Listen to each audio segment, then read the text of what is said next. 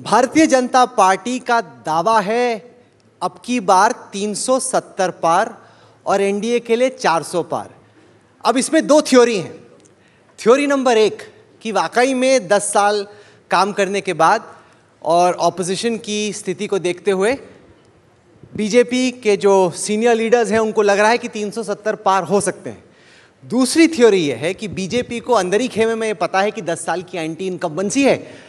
वो चाहते हैं कि ऑपोजिशन को इतना डरा दो, इतना दबा दो कि उनमें हिम्मत ही ना बचे लड़ने की, इसलिए बोलो 370 पार कि कम से कम 300 तो पार हो ही जाए।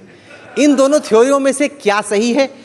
अगला चुनाव हमारे सर पर है और इस चुनाव की रणनीति बनाने में अहम योगदान करने वाले देश के गृह मंत्री श्री अमित शाह इस वक्त इंडिया टुडे कॉन्क्लेव में हमारे साथ हैं। जोरदार तालियों से उनका स्वागत कीजिए। अमित शाह साहब, स्वागत है आपका। थ्योरी एक की थ्योरी वन की वाकई में 370 पार की लड़ाई। काहे को इतना लंबा कहते हो? वो थ्योरी कांग्रेस को सिखा दो, वो 450 बोले चलो। ना तुम मानोगे, ना जनता मानेगी, ना कांग्रेस ही मानेंगे। बोलने से कुछ नहीं होता है राहुल जी, बैकग्राउंड होता है। हमारे पास 10 साल का ट्रैक रिकॉर्ड है और अगले 25 साल का एजेंडा है। महान भारत की रचना का एजेंडा है, इसलिए जनता हमारा विश्वास कर रही है। बोलने से सीटें नहीं आती।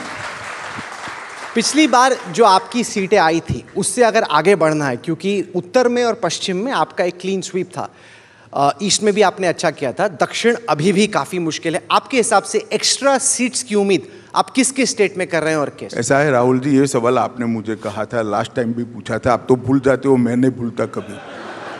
आपने कहा था 272 आ गए, पूर्ण बहुमत आ गए, कहाँ से बढ़ाओगे? उस वक्त हमने 300 का लक्ष्य रखा था, 303 आई थी। मैंने उस वक्त जवाब दिया था, अब काउंटिंग के दिन देख लेना 300 आएगी।